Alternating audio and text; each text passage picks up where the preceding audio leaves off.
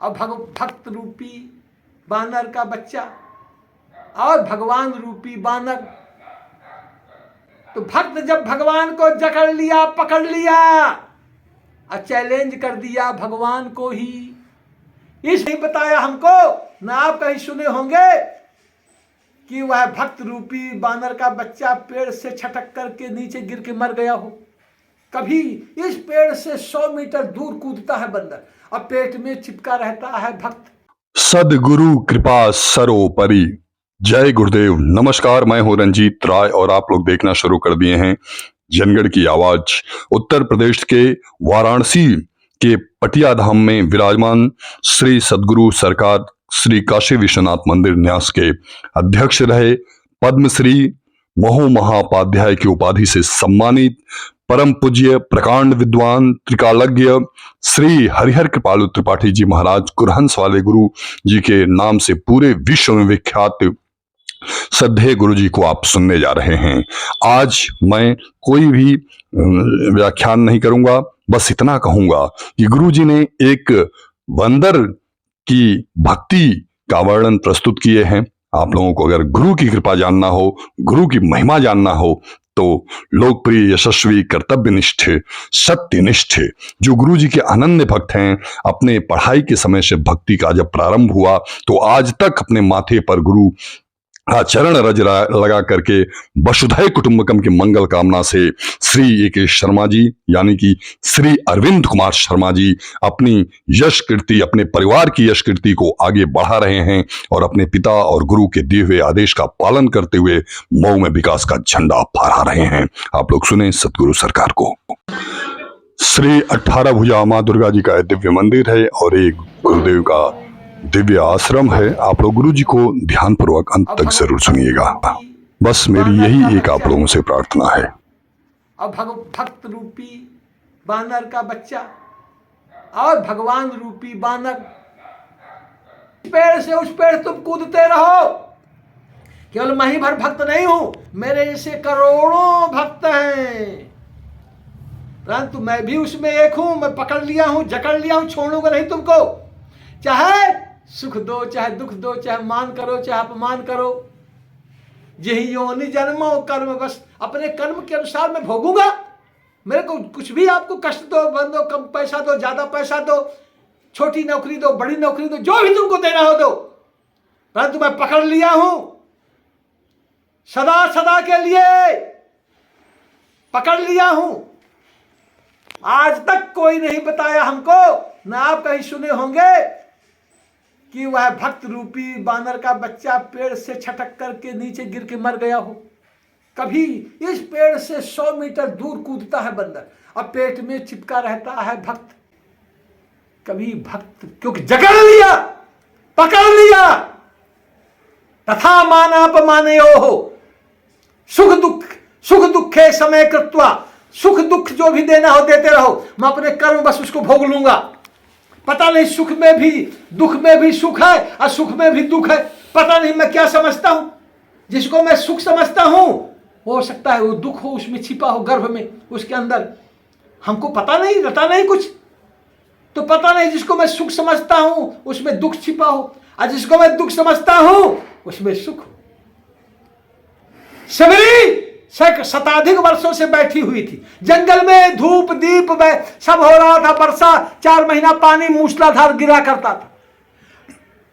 मई जून की गर्मी उस जंगल में शबरी के ऊपर हो रही थी, बिना आच्छादन के, बिना किसी के शबरी बैठी हुई थी कि राम पृथ्वी में आएगा। अभी आया भी नहीं था दशरथ किया, आएगा और आएगा और वह भक्तों की रक्षा के लिए आएगा, राज नहीं करेगा 14 साल तक, भक्तों के कल्याण के लिए 14 वर्ष व्यतीत करेगा। आज ये राज की नीति भी है नारायण, तुरंत आप राजा मत बनिए, भगवान राम के आदर्श से सीखिए। पहले आप एक एक चीज जानिए देश के बारे में, कैसी समस्या है, कैसे समाज में समस्या है, कैसे निर्बल बस्तियों का, निर्बलों की समस्या है, कैसे उनको विधर्मी लोग सता रहे हैं, कैसे उनको आतताई लोग सता रहे हैं, कहां बुलडोजर चलाना है आतताइयों के खिलाफ, कहां कहां उनके खिलाफ जो ऐसे करना है, कहां जो है हमारे जो सनातनी बहन है, हमारी बेटियां हैं, उनको आजम नाम है, वो महेश बन गया। और मोहम्मद जो है वह सुरेश बन गया, हिंदू बन करके। और हमारे सनातन धर्मी बेटी बहनों के साथ व्हाट्सएप से बात करने लगे, दोस्ती बढ़ा लिए। और दोस्ती बढ़ा करके कहे कि अब पत्नी बन जाओ, धर्मांतरण करो, तुम भी मुसलमान बन जाओ। तब तक धन धर्म उस बेटी के सब खत्म कर दिया। अब ऐसे बेटियों के खिलाफ, बहनों के खिलाफ जो ऐसे आचरण हो रहे हैं, उनके खिलाफ भी भगवान ने बुलडोजर चला दिया। आज जो है मशीन की बुलडोजर चलती थी, भगवान का जब बुलडोजर चलता है नारायण, तो उसको 3 लोग 14 भुवन में कोई बचाने वाला नहीं। भगवान का भक्त सब कोई उस कथा को जानता है। एकादशी का व्रत था और दुर्वासा ऋषि को आमंत्रित किया कि जब एकादशी का व्रत द्वादशी में जब पारण होगा तो सबसे पहले हमारे परम ऋषि दुर्वासा भोजन करेंगे। वो कौन कौन से राजा थे बोलिए, जो दुर्वासा ऋषि को बोले? अभी आ जाएगा यार, बहुत चर्चित राजा, एकादशी का व्रत रहते थे। दुर्वासा ऋषि के आने के पहले द्वादशी समाप्त हो रही थी, द्वादशी में पारण होना चाहिए। तो भगवान को भोग, शालिग्राम को भोग लगा करके और थोड़ा सा पा लिए, ओम केशवाय नमः, माधवाय नमः, नारायणाय नमः कह करके थोड़ा सा काजू के मुंह में डाल लिए। इतने में दुर्वासा ऋषि पधार गए। उनका क्रोध सर्वविदित था नारायण। तीसरा नेत्र खोलते ही सृष्टि का प्रलय होने लगे। दुर्वासा ने कहा, अरे राजन, तुम्हारी एकादशी भंग हो गई। तुम हमको आमंत्रित किए थे, उसके पहले ही खा लिए। अब मैं तुमको छोड़ूंगा नहीं। अब वो राजा आगे आगे चल रहे हैं, पीछे आगे आगे चल रहे हैं दुर्वासा। इसमें भगवान का सुदर्शन चक्र छूट गया। भक्त के लिए नारायण भगवान का सुदर्शन चक्र छूट जाता है। इतनी आस्था होनी चाहिए आप में। आप बिल्कुल विकल मत होइए, परेशान मत होइए, दुखी। भगवान का सुदर्शन चक्र आपके साथ छूट जाएगा। इतने बड़े ऋषि के खिलाफ सुदर्शन चक्र छूट गया। केवल भगवान के भक्त के खिलाफ उन्होंने कहा, तुम्हारा विनाश कर दूंगा, तुम्हारा पूरा राज्य मैं समाप्त कर दूंगा। तुमने हमको निमंत्रित करके और पहले खा लिया। राजा अम्बरीश और इतना बड़ा दंड आप दे रहे हैं, वो भी भोजन नहीं किया, ओम केशवाय नमः, माधवाय नमः करके जल ले लिया, क्योंकि फिर त्रयोदशी लग जाती। इतने में भगवान ने कहा, ये तो अति हो रहा है। 99 नौ तक गुरु और गोविंद भी क्षमा करते हैं। जब एक पॉइंट रह जाता है, 99 9, द्रौपदी का चीर खत्म हो गया था, एक पॉइंट रह गया था केवल गुप्तांग के सामने, बस पूरी सारी समाप्त थी। आगे पीछे सब एक पॉइंट, 99 9 संकट, एक पॉइंट रह गया था। तो क्या हुआ? मेरो तो गिरधर गोपाल दूसरो न कोई। सबका बल समाप्त हो गया। पहले गुरु गोविंद देखते हैं संसार के बल को। इस संसार के बल पर व्यक्ति अपने को बलि समझने लगता है। अब बलि समझ करके फिर क्या क्या नहीं करने लगता है। इस संसार के लोगों को अपना साथी मान करके बड़े बड़े सफेद पोश अपने साथ 100-200 लोगों AK-47 56 लेके चलते हैं। परंतु मैं पूछता हूं कि तुम बाहुबली तो हो सकते हो, AK-47 56 बंदूक लेकर के, रिवॉल्वर लेकर के, लाठी और गोजी लेकर के, परंतु आत्मबली नहीं हो सकते। आत्मबली तो तुम ईश्वर के शरण में, गुरु गोविंद के शरण में ही जाके बन सकते हो नारायण। ये AK-47 56 रिवॉल्वर और बंदूक, लाठी और गोजी, यह तुमको बाहुबली तो बना सकता है। अच्छा करो बेटा, तुम बाहुबली हो ना, मैं तुमको प्रमाण पत्र देने वाला हूं। एक काम करो कि तुम यहां से 10-20 किलोमीटर अकेले चले जाओ, माइनस कर दो ये जो खोसे हो कमर में रिवाल्वर, और जो साथ में 10-20 गाड़ी तुम्हारे साथ चल रही है बंदूक लेकर के, इनको यहीं पर मेरे यहां छोड़ जाओ, अकेले चले जाओ तुम मार्कंडेय जी तक।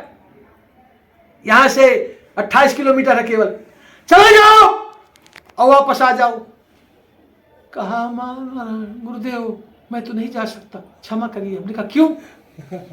तुम तो कहते थे मैं बहुत बड़ा बाहुबली हूं, मैं बहुत बड़ा शस्त्र बली हूं, मैं बहुत बड़ा अस्त्र बली हूं, मैं बहुत बड़ा अहंकार बली हूं। अहंकार विमूढ़ात्मा करता है विधिमन्यते।